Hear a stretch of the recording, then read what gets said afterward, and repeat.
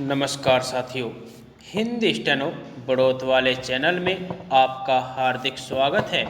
आज की डिक्टेशन रामधारी गुप्ता खंड 2 से प्रतिलेखन संख्या 123 90 वर्ड पर मिनट की स्पीड से होगी। तो आइए शुरू करते हैं। डिक्टेशन शुरू होगी 5 सेकंड बाद।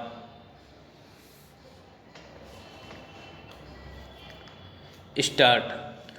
महोदय, देश भर के किसान भाइयों के इस समारोह को देखकर मुझे बहुत प्रसन्नता हो रही है। जब मुझसे इस समारोह के उद्घाटन के लिए कहा गया तो मैंने इस निमंत्रण को सहर्ष स्वीकार कर लिया। भारत का किसान वह व्यक्ति है जो सदियों से इस देश की रीढ़ रहा है और अब भी है, और मैं समझता हूँ कि आगे भी रहेगा। इसके दो कारण हैं।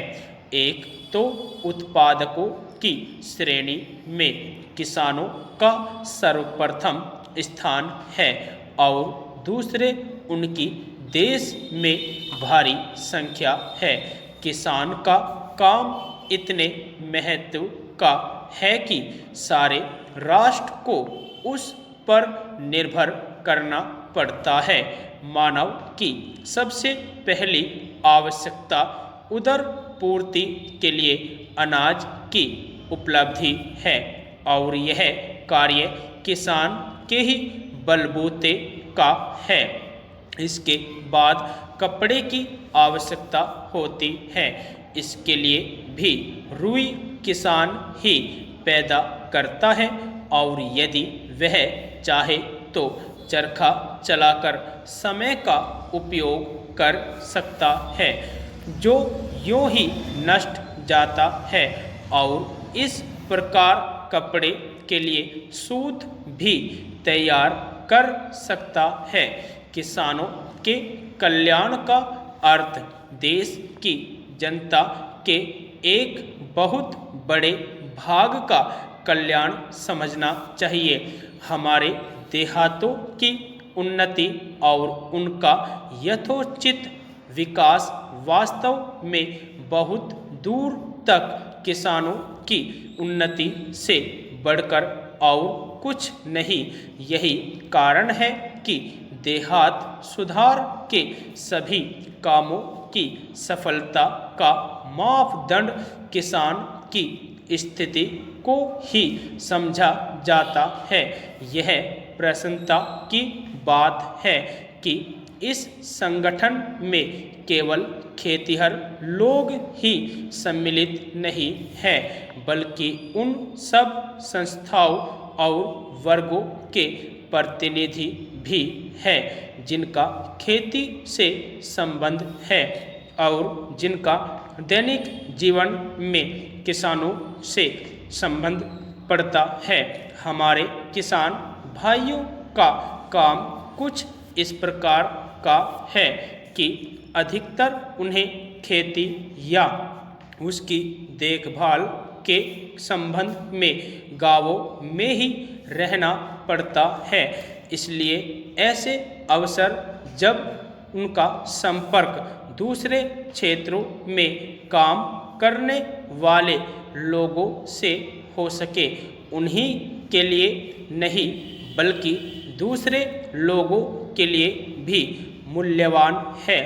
एक दूसरे से मिलना और विचार विनिमय करना दृष्टिकोण को अधिक विस्तृत बनाने का सर्वोत्तम साधन है। इन दिनों जबकि राष्ट्रीय निर्माण और विकास के कार्य के संबंध में महत्वपूर्ण योजनाएं बनाई और चालू की जा रही है, इस प्रकार के संपर्क और एक दूसरे के विचार जानने का विशेष महत्व है।